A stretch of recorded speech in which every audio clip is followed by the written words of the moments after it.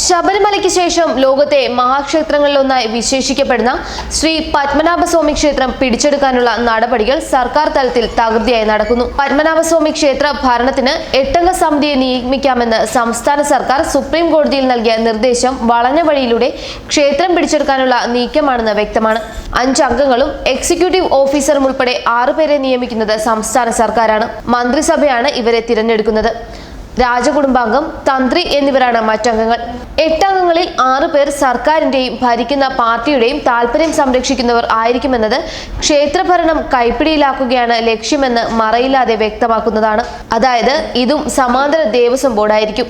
സമീപകാലത്ത് ശബരിമല ഉൾപ്പെടെയുള്ള ക്ഷേത്രങ്ങളിലുണ്ടായ സർക്കാരിന്റെ കടന്നുകയറ്റത്തിന്റെയും വിശ്വാസവിരുദ്ധ നടപടികളുടെയും പശ്ചാത്തലത്തിൽ ആശങ്കപ്പെടുത്തുന്നതാണ് ഈ നീക്കം. ക്ഷേത്രഭരണം സർക്കാരിൽ നിന്നും രാഷ്ട്രീയ താൽപര്യങ്ങളിൽ നിന്നും സ്വതന്ത്രമാക്കാൻ വിശ്വാസികൾ ഒന്നടങ്കം ആവശ്യപ്പെടുമ്പോഴാണ് പത്മനാഭസ്വാമി ക്ഷേത്രത്തെയും തകർക്കാൻ നീക്കം നടക്കുന്നത്.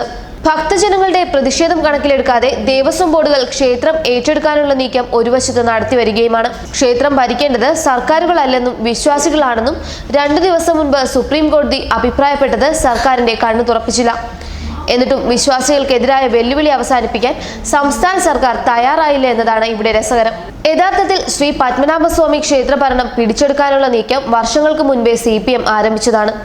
VS അച്യുതാനന്ദന്റെ പ്രതാപകാലത്തായിരുന്നു അത്. ക്ഷേത്രത്തിലെ സ്വർണ്ണാഭരണങ്ങൾ മഹാരാജാവ് കടത്തിക്കൊണ്ടുപോകുന്നുവെന്ന ആരോപണം ഉയർന്നത്. ഇത് അക്കാലത്ത് സജീവമായി ഉയർത്തിയത് VS ആണ്. പത്മനാഭസ്വാമി ക്ഷേത്രത്തെ കോടതി കയറ്റുന്നതിൽ നിർണായക പങ്കുവഹിച്ചതും VS ആണ്. ക്ഷേത്രത്തിലെത്തുന്ന ഭക്തജനങ്ങളുടെ സ്വസ്ഥത ഇല്ലാതാക്കിയതും അതിനെ ഒരു ടൂറിസ്റ്റ് കേന്ദ്രത്തിന്റെ നിലവാരത്തിലേക്ക് താഴ്ത്തിയതും CPM ആണ്. അത് ശബരിമല ആക്രമണത്തിന് വളരെ മുൻപ് നടന്നതും. ക്ഷേത്രഭരണം പിടിച്ചെടുക്കുന്നതിന്റെ ഭാഗമായി ഉത്സവങ്ങൾക്കിടയിൽ DYFIയുടെയും മറ്റും കൊടികൾ സ്ഥാപിച്ചു തുടങ്ങി. ഇതെല്ലാം RSSനെ പ്രതിരോധിക്കാനാണെന്ന മട്ടിൽ CPM നടത്തിയ ഗിമിക്കുകളായിരുന്നു. തിരഞ്ഞെടുപ്പ് കഴിഞ്ഞാലുടൻ പത്മനാഭസ്വാമി ക്ഷേത്രത്തെ CPM വരുതിയിലാക്കും. അതിനുള്ള നീക്കങ്ങളാണ് ഇപ്പോൾ ആരംഭിച്ചിരിക്കുന്നത്. തലസ്ഥാനത്ത് BJP ജയിക്കാതിരിക്കാൻ CPM ശ്രമിക്കുന്നതും അതുകൊണ്ട് തന്നെയാണ്. കേരളത്തിലെ ക്ഷേത്രങ്ങളിൽ നിന്ന് BJPയെ അകറ്റി നിർത്തിയാൽ അവിടങ്ങളിൽ കയറാൻ കഴിയുമെന്ന് CPM വിശ്വസിക്കുന്നു.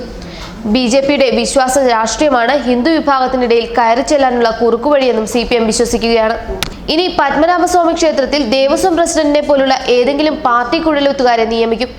എന്നിട്ട് CPM തീരുമാനിക്കുന്നതെല്ലാം ക്ഷേത്രത്തിൽ നടപ്പിലാക്കും. പതിയെ പത്മനാഭസ്വാമിയും CPMൽ അംഗത്വം എടുക്കേണ്ടി വരും. ഇങ്ങനെയൊക്കെ ചെയ്യുമ്പോഴും പള്ളിത്തർക്കവുമായി ബന്ധപ്പെട്ട് സുപ്രീം കോടതി പാസാക്കിയ ഉത്തരവ് നടപ്പിലാക്കാൻ സർക്കാർ തയ്യാറാകാത്തതാണ് ആശ്ചര്യജനകം. പത്മനാഭസ്വാമി ക്ഷേത്രത്തിൽ ഇപ്പോൾ അഹിന്ദുക്കൾക്ക് പ്രവേശനമില്ല. ശബരിമലയിലെ യുവതി പ്രവേശം പോലെ അവിടെ അഹിന്ദു പ്രവേശം വിളംബരം സംഭവിക്കാനും സാധ്യതയുണ്ട്.